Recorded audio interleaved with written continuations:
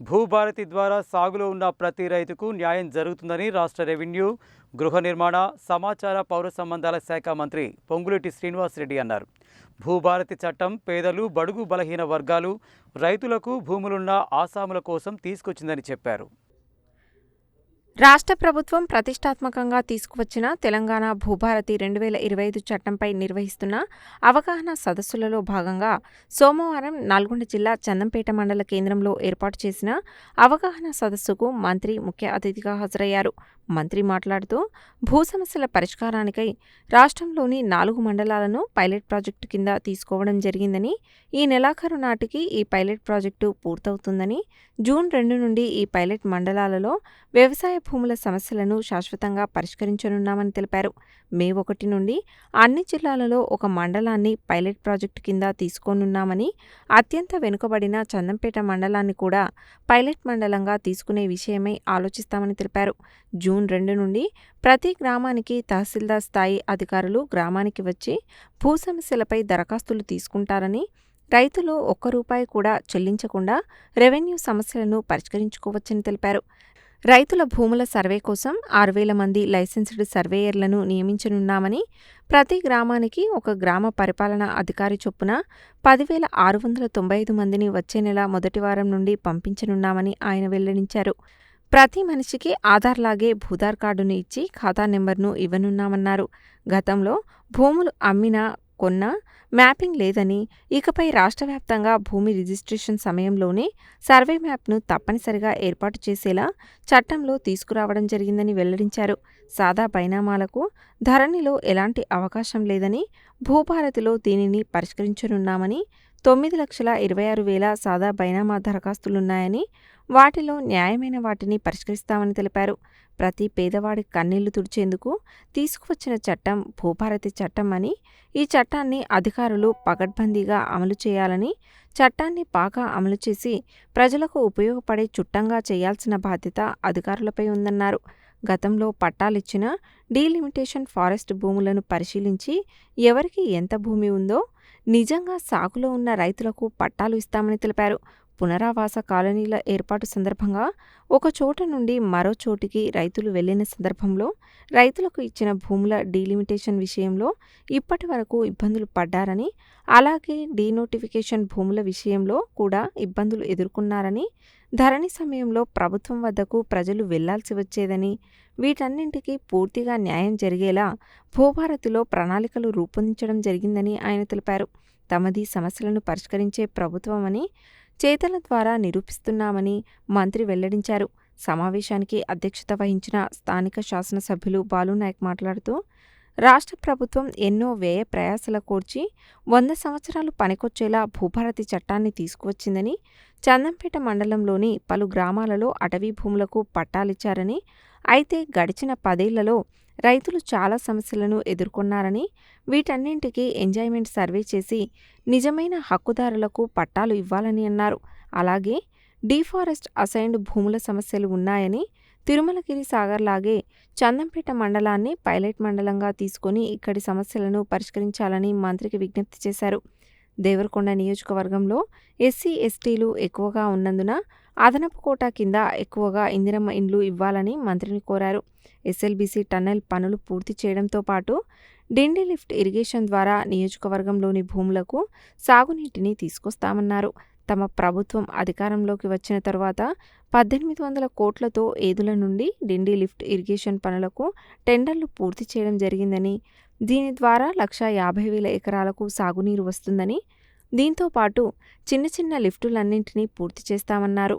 MLC Shankar Naik మాట్లాడుతూ, ఇచ్చిన వాగ్దానం మేరకు రాష్ట్ర ప్రభుత్వం ధరణి స్థానంలో భూభారతి తీసుకువచ్చిందని, దీంతో పాటు పేద ప్రజల కోసం అనేక సంక్షేమ పథకాలను ప్రభుత్వం అమలు చేస్తున్నదని, వీటన్నింటినీ వినియోగించుకోవాలని కోరారు.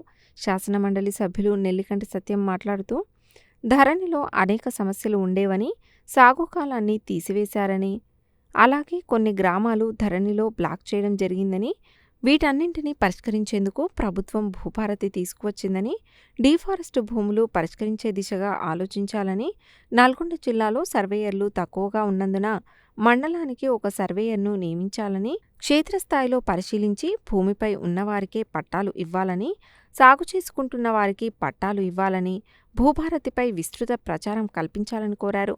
జిల్లా కలెక్టర్ ఇలా త్రిపాఠి మాట్లాడుతూ అందరికీ మేలు జరిగేలా భూభారతిని తీసుకురావడం జరిగిందని తెలిపారు. 2020లో వచ్చిన ధరణి వల్ల చందంపేట మండలంలోని 6 గ్రామాలు బ్లాక్లో ఉన్నాయని, భూభారతి ద్వారా వాటిని పరిష్కరించే అవకాశం ఇప్పుడు ఉందన్నారు. మోఖా మీద ఉన్న వారి పేరును భూభారతి ద్వారా ఎక్కించే బాధ్యత రెవెన్యూ శాఖదేనని, భూభారతి ద్వారా తహసీల్దార్ ద్వారా అన్ని సమస్యలు పరిష్కారం అవుతాయని తెలిపారు. రిజిస్ట్రేషన్కు దరఖాస్తు చేసుకున్న 30వ రోజు పని పూర్తవుతుందని, ఒకవేళ కానట్లయితే 31వ రోజు ఆటోమేటిక్గా అవుతుందన్నారు. ఈ అధికారాలు ఆర్డీఓకు ఉన్నాయని, ఉచిత న్యాయ సహాయం ఏర్పాటు చేసే అవకాశం, సంవత్సరానికి ఒకసారి భూమి రికార్డులను అప్డేట్ చేసే అవకాశం భూభారతిలో ఉన్నాయని కలెక్టర్ వెల్లడించారు. చందంపేట మండలంలో ఎంజాయ్మెంట్ సర్వే నిర్వహించాల్సిన అవసరం ఉందని మంత్రికి విజ్ఞప్తి చేశారు. మార్కెట్ కమిటీ చైర్మన్ మాధవరెడ్డి, జిల్లా ఎస్పీ శరత్చంద్ర పవార్, దేవరకొండ అదనపు ఎస్పీ మౌనిక, ప్రజా ప్రతినిధులు ఈ కార్యక్రమానికి హాజరయ్యారు. రామ్ రామ్, చాలా సంతోషం. మండు టెండను సైతం లెక్క చేయకుండా ఒక పక్క వడగాలి విపరీతంగా ఇస్తుంది. అయినా నేను ఇక్కడ కూర్చొని ఈ వేదిక మీద నుంచి అబ్జర్వ్ చేస్తున్నా. ఇంత ఎండలో కూడా రైతన్నలు వాళ్ళ చేతిలో ఒక పుస్తకాలు పూర్తిగా ఇందిరమ్మ ప్రభుత్వం పక్షాన చేతులు జోడించి ప్రతి ఒక్కరికి అభినందనలు, కృతజ్ఞతలు మరొకసారి తెలియజేస్తున్నాను. 2 విషయాలు గమనించాల్సిన అవసరం ఉంది. ఒకటి, ధరణి.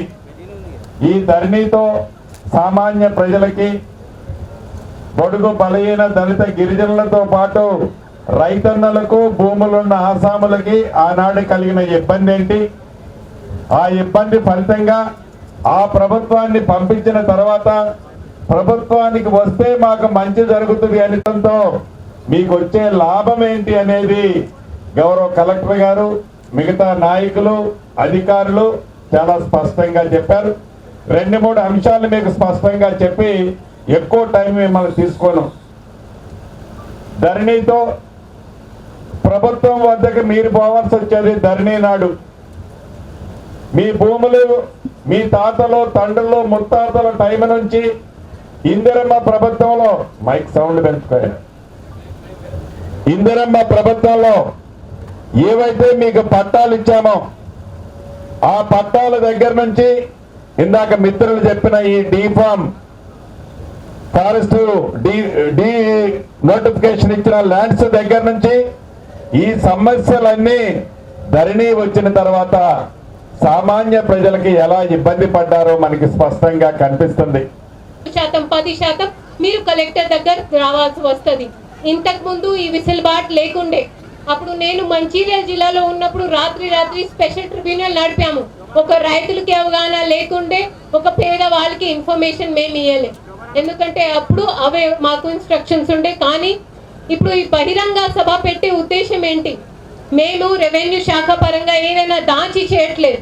ఎవరిని మోసం మేము చేసే మాకు హక్కు లేదు, మా ఉద్దేశం కూడా లేనే లేదు. కానీ మీ అందరికీ అవగాహన ఉండాలి. మీకు దాహం ఉంటే మీరు బావి దగ్గరికి రావాలి, బావి మీ దగ్గరికి రాదు. కాబట్టి మీకు సమస్య ఉంటే, మీ రికార్డ్స్లో తప్పు పడి ఉంటే, తప్పు ఉండవచ్చు, ఉండకపోవచ్చు, ఆ సవరణ చేసే బాధ్యత మీది.